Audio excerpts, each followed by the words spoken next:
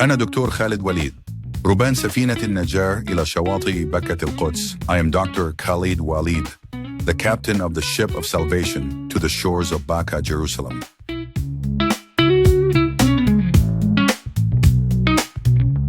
Welcome back for another deep dive. Today, we're going to be exploring this piece by Dr. Khaled Waleed. Yeah. It's called, I Challenge You, Satan, and Will Not Fear You. Oh, wow. And it's really fascinating. Yeah. It's a personal reflection, Right? but it's almost like a conversation with himself where he's grappling with this idea of fear and temptation and faith. And he uses I see. verses from the Quran to kind of tease out his thoughts. Interesting. Now, this was originally written in Arabic. Okay. And you'll hear some Arabic phrases throughout. And one of them that really stood out to me was al-Nari, Okay. which means the fiery one. Uh-huh. And he uses that to describe Satan, Right. which I thought added a really evocative layer to the text. Yeah, it is a powerful piece. Yeah. What stood out to me initially was how Dr. Waleed starts with this raw, almost primal fear of Satan Yeah. that he describes as deeply ingrained from childhood. I think a lot of people can relate to that. Mm-hmm. Even if they come from different backgrounds, there's this idea of this presence in the shadows. Yeah. But he doesn't just stay in that place of fear. No, not at all. Right. He quickly connects it back to the Islamic account of Iblis, Okay. the angel who refused to bow to Adam when God commanded him to. Right. This is rooted in verse 2.34 of the Quran, Okay. which Dr. Waleed quotes directly, and it's this act of defiance that essentially transforms Iblis into Satan, Right. the adversary. Yeah, and that story has always been really intense to me, I think, because it really highlights the weight of disobedience in the face of God's command. Yeah. But how does he connect that back to like the individual experience? Mm-hmm. Does he see Satan as this grand, imposing figure? Interestingly, no. He Uh-huh. portrays Satan, and he often uses this term al-Nari again Right. as a constant tempter lurking not just in the shadows, but in the very fabric of our thoughts. I see. He uses these powerful images to describe him as this fiery being, constantly whispering temptations, trying to pull us off the path. So it's more this idea of Satan as like a whisperer. Exactly. Not so much as this big bad devil dragging people to hell. Yeah. It's more subtle. More insidious. Yeah. Much more insidious. Is that how it's generally understood in Islam? Yes. And it's important to highlight that in Islam, Okay. Satan doesn't have the power to force anyone to do anything. Okay. He can tempt, he can deceive, but the choice ultimately rests with the individual. Right. So he might whisper suggestions. Absolutely. He might try to exploit our weaknesses. Yeah, But we ultimately have the power to resist. that's right. Okay. But does that mean that like humanity is just helpless in this game of tug of war between good and evil? Right. Does the Quran address that at all? And this is where the piece takes a really interesting turn. Okay. Dr. Waleed moves from fear to introspection, Okay. reflecting on the nature of humankind Yeah. and its inherent weaknesses. I see. He even shares a personal anecdote where he feels tempted by Satan's promises of limitless pleasure. Right. It's a moment of raw honesty Mhm. where he acknowledges his own vulnerability and his susceptibility to temptation. Wow. And this leads him to examine specific verses in the Quran that address human nature. Yeah, I remember those verses, and they're Yeah. pretty stark in their Yeah. description of human flaws. He cites 5 verses in particular that caught my attention. Oh, wow. One says that we're prone to loss, Okay. another that we're ungrateful, Uh-huh. another that we're transgressive. Mhm. He also brings up verses that say we are created to endure hardship Right. and are even prone to disbelief. Okay. These are all found in surahs like Al-Azr, Al-Ayat, Al-Alaq, Al-Balad, and Abasa. Yeah, that's quite a list. It is. And it definitely doesn't paint the most No. flattering picture of humanity. It doesn't. But if the Quran is so direct about our weaknesses, Right. is it also saying that we're doomed? Like, are we just destined to give in to temptation? That's where it gets really interesting. Okay. Dr. Waleed himself sees himself in these negative descriptions, Yeah. but then he rejects this image. Okay.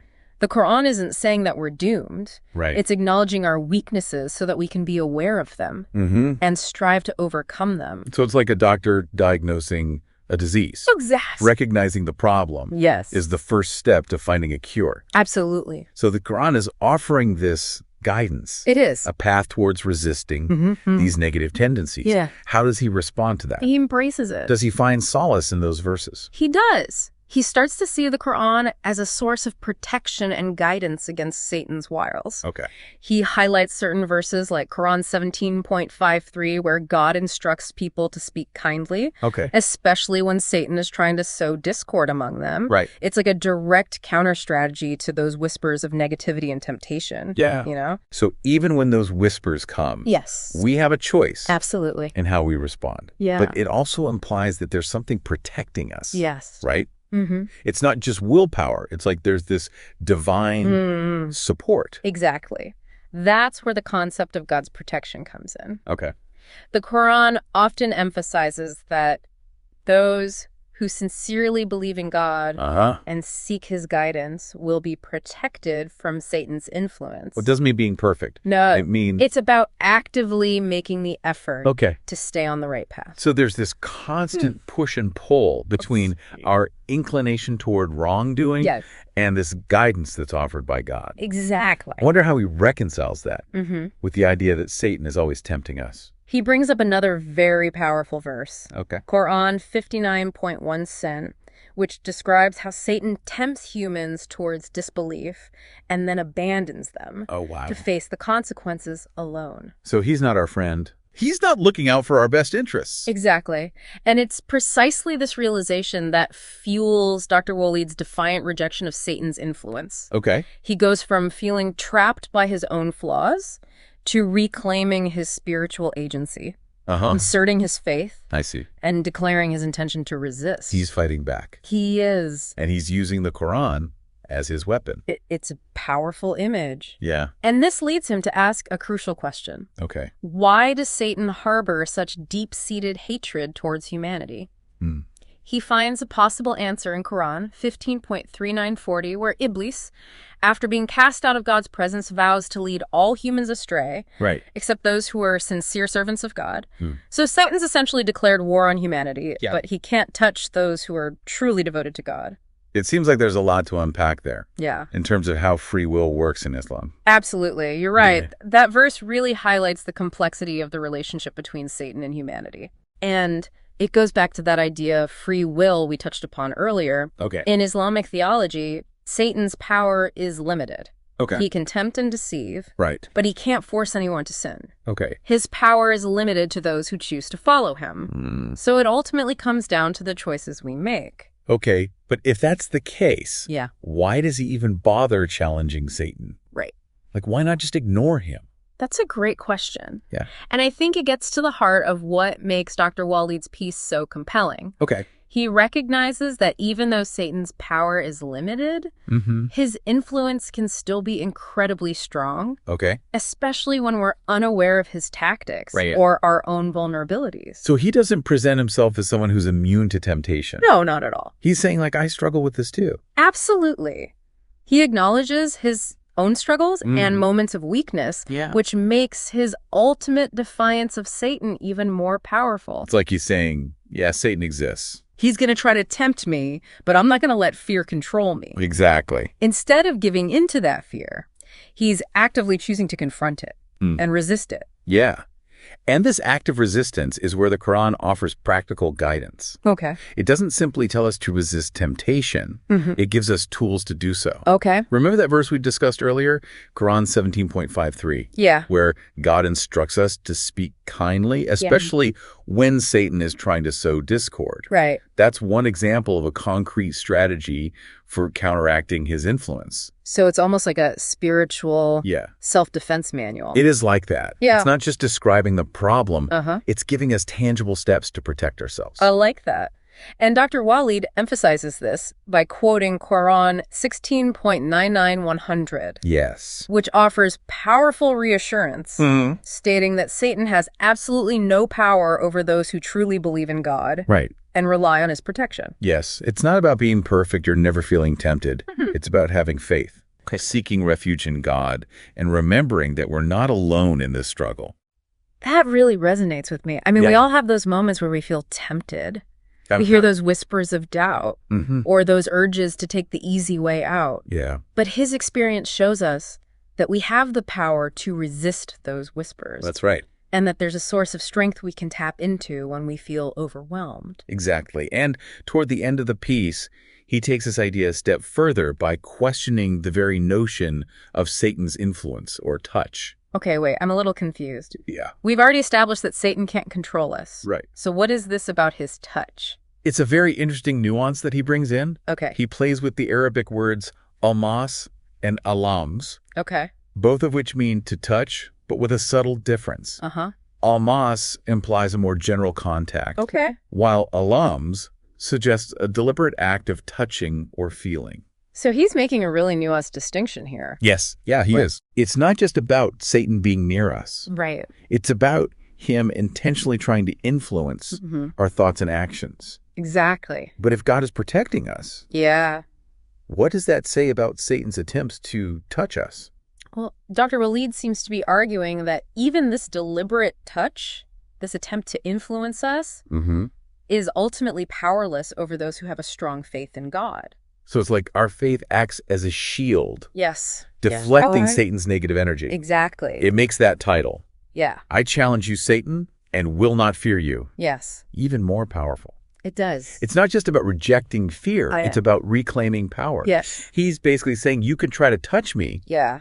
but your influence stops where my faith begins. That's a great way to put it. Yeah. He is not just passively waiting for Satan to attack. Uh-uh. He's actively confronting and resisting his influence. It's about understanding that we have a choice in how we respond to those temptations, Yeah. and that we have the power to overcome them. That's right. This really changes my perspective. Yeah. It's not about being terrified of this external force.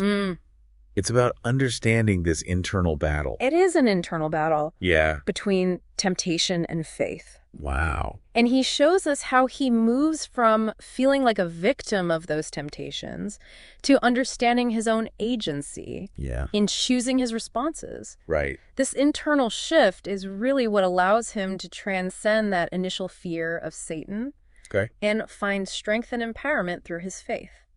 So instead of fearing Satan's power, Yes. he embraces the power of his own faith. Exactly. He recognizes that he has a choice and chooses to rely on God's protection. It's really inspiring. It is. Especially because he's not portraying himself as some kind of superhuman figure No. who's immune to temptation. He's very honest about that. Yeah. His honesty about his own struggles makes his message so relatable.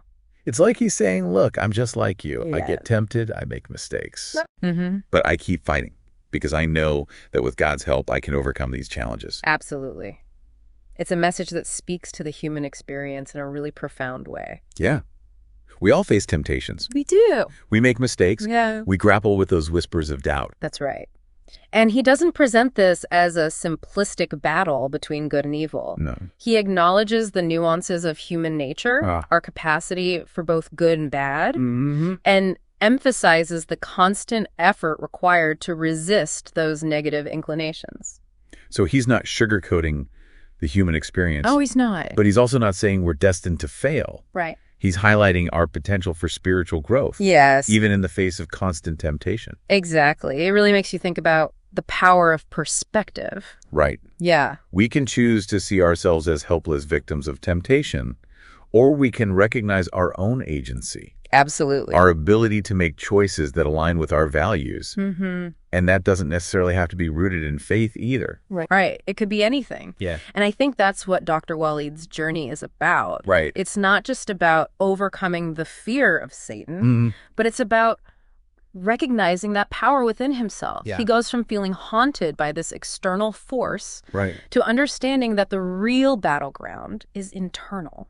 It's about confronting those whispers of temptation. Yes. Those doubts, making conscious choices that lead him closer to God in this case. Yeah, and that transformation, Right. that shift from fear to empowerment, Yeah. I think that's what makes his story so universally relevant. Yeah. Whether or not we share his specific beliefs, Right. we can all relate to the feeling of being tempted, Yeah. of struggling with our own inner demons. I mean, it's that constant push and pull Yeah. between our better impulses and those moments where we just want to give in, Absolutely. take the easy way out, Yeah, even if we know it's not the right thing to do. exactly. And I think what Dr. Waleed shows us is that knowledge is a powerful weapon against fear. Yeah. you know, by understanding Satan's tactics and recognizing our own vulnerabilities. Right. We're better equipped to resist those temptations. It's like he's saying, don't just be afraid of the monster in the closet. Yeah. Learn how it operates. Yeah. Figure out its weaknesses. Right. And then you'll be less afraid. Exactly. And ultimately, I think he reminds us that we're not alone in this struggle. Right. Whether it's faith in a higher power,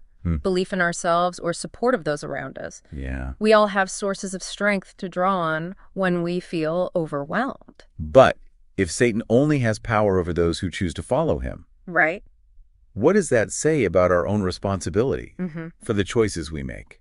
That's a thought-provoking question. Yeah. And one that I think Dr. Waleed leaves us to ponder. Yeah. It suggests that we have a responsibility to be aware of our own weaknesses, Right. to actively seek guidance and support when we need it, and to make choices that align with our values and beliefs. So it's not about blaming some external force Right. for our mistakes. Not at all. It's about recognizing our own agency Yeah. and taking ownership of the decisions we make. It's about recognizing we have the power to choose. Yes. To resist, to shape our own destinies, even in the face of temptation and adversity. Very powerful message. Yeah, powerful message to end on. And I think it really speaks to the core of what this whole deep dive has been about. It has. Exploring these complexities of faith and temptation. Yeah. And this human struggle for meaning and purpose. Absolutely. It's been a fascinating exploration. It really has. And I hope it sparked some insightful reflections for our listener today. I hope so too. Yeah.